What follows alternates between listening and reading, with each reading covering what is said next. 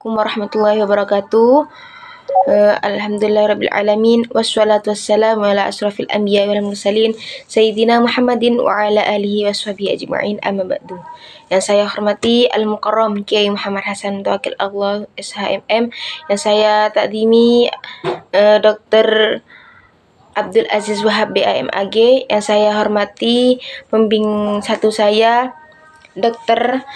Endah Triwisudaningsi MPD, yang saya hormati pembimbing dua saya Ibu Arifia Retna Yunita MPDI, yang saya hormati Ibu Kaprodi saya Dr. Ismatul Izzah MPD, yang saya hormati kedua orang tua saya. Saya di sini atas nama Ferlin Imatul Imani, Prodi MPI. Saya di sini menerangkan tentang manajemen pembiayaan pesantren dalam meningkatkan kedisiplinan administrasi keuangan santri melalui teknologi vintage. Studi kasus Pondok Darut Tauhid Zainul Hasan Genggong. Pondok pesantren sebagai lembaga pendidikan Islam ini memiliki peran strategi dalam membentuk karakter dan intelektual santri.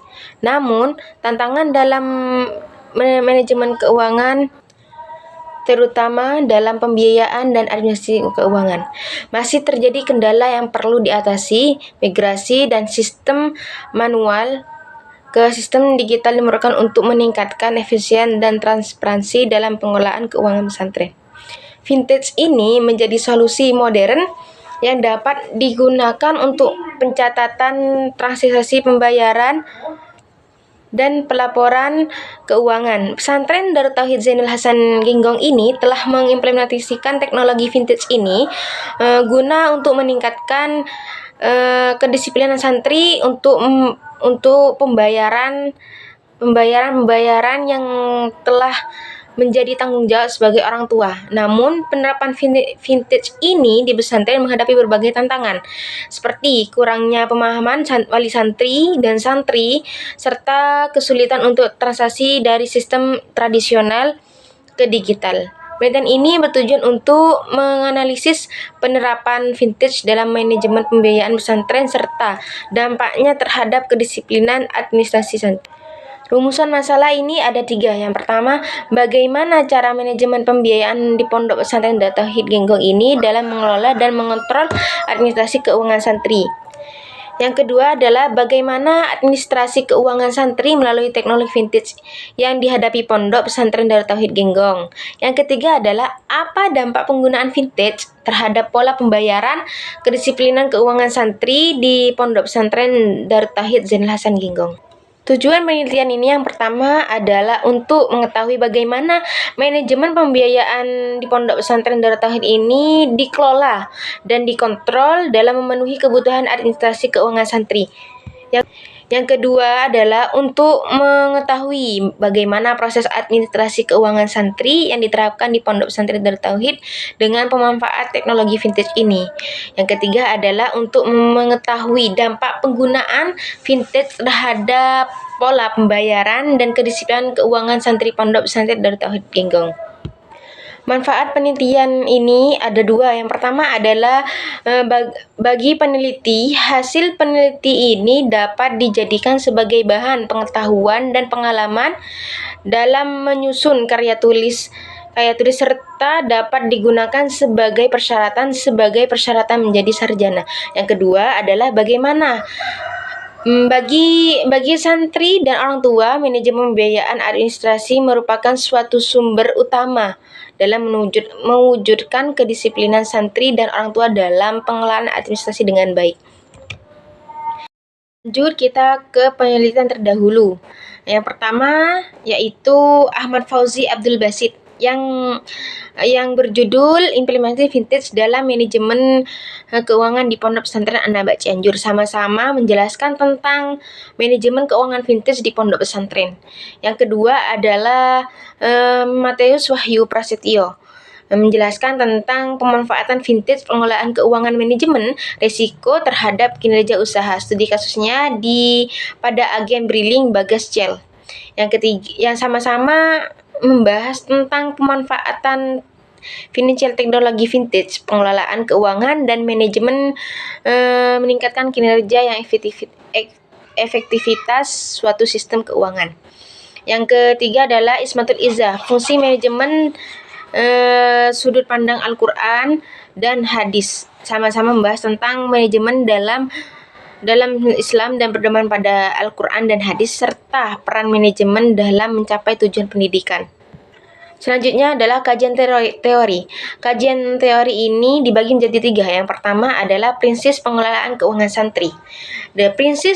Prinsip-prinsip pengelolaan keuangan santri ini dibagi menjadi 5. Yang pertama adalah proses pengelolaan keuangan prinsip-prinsip ini harus teorinya ada 5. Yang pertama, proses pengelolaan keuangan harus mampu bertanggung jawab. Kedua, harus transparan dan terbuka bagi semua pihak yang bergantung.